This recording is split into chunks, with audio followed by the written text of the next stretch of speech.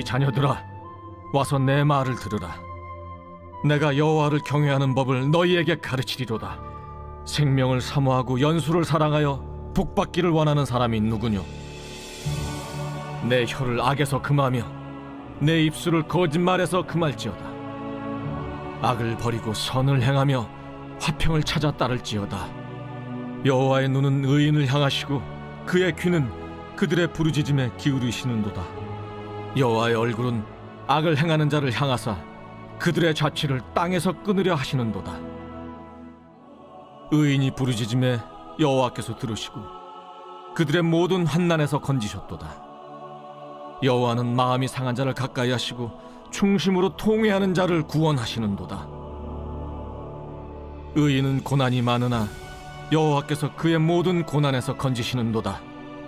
그의 모든 뼈를 보호하심이여 그 중에서 하나도 꺾이지 아니하도다. 악이 악인을 죽일 것이라.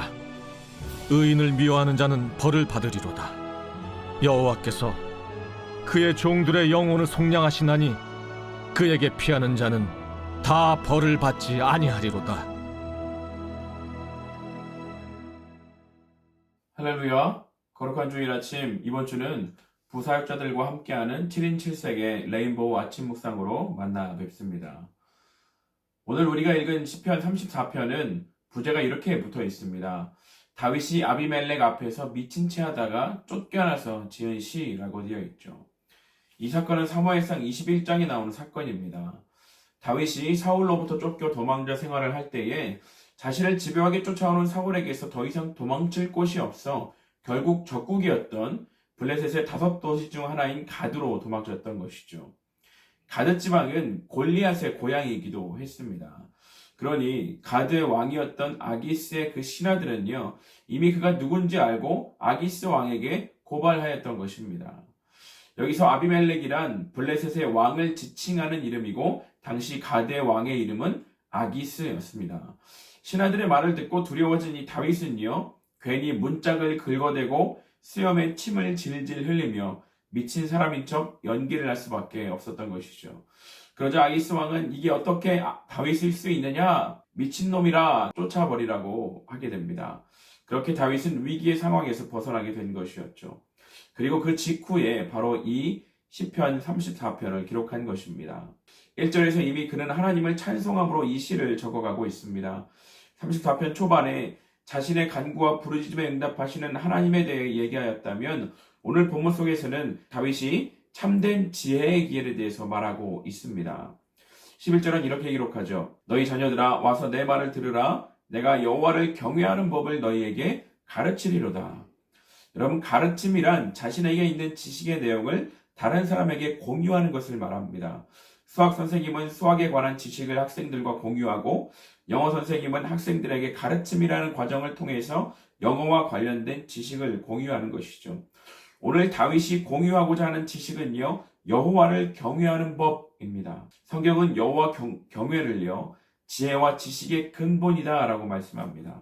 잠언 1장 7절에 보면 여호와를 경외하는 것이 지식의 근본이거든 미련한 자는 지혜와 훈계를 멸시하느니라. 그렇다면 여호와 경외란 무엇일까요?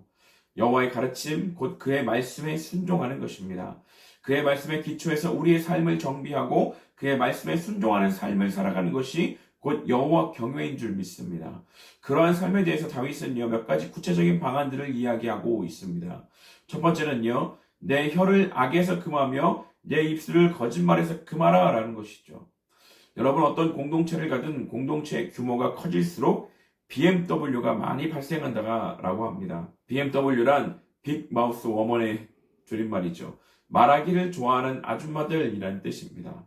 그런데 그 말들이 많은 경우 다른 사람들을 아프게 하고 쉽게 상처 주는 말들을 한다는 것이죠.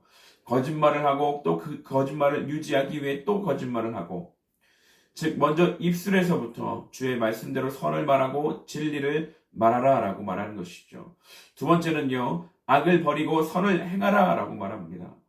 우리의 삶의 행동 속에서 실천하는 것이죠. 하나님의 말씀대로 순종을 실천하는 것입니다.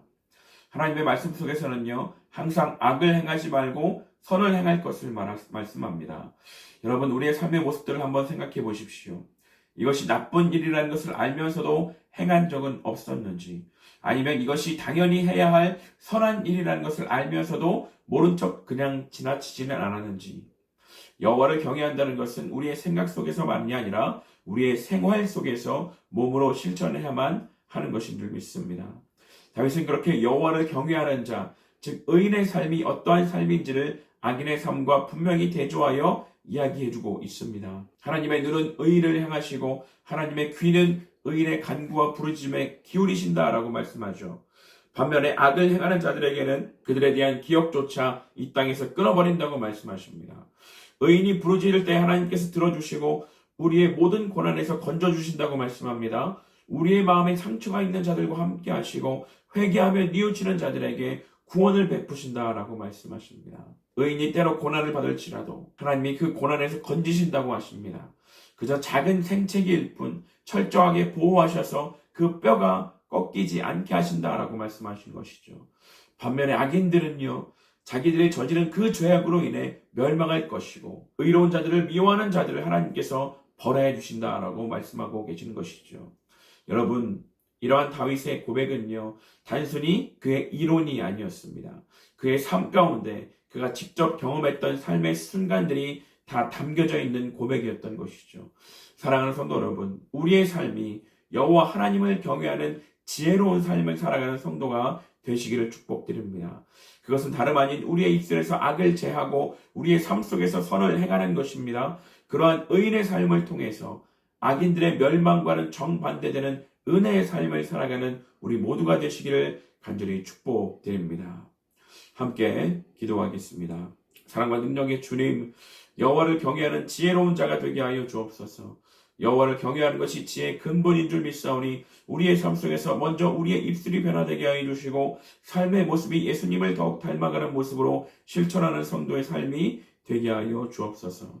그러므로서 의인이 누리는 축복의 삶을 살아가는 천하침략의 모든 성도님들이 되시기를 축복하며 예수 그리스도 이름으로 간절히 기도합니다. 아멘.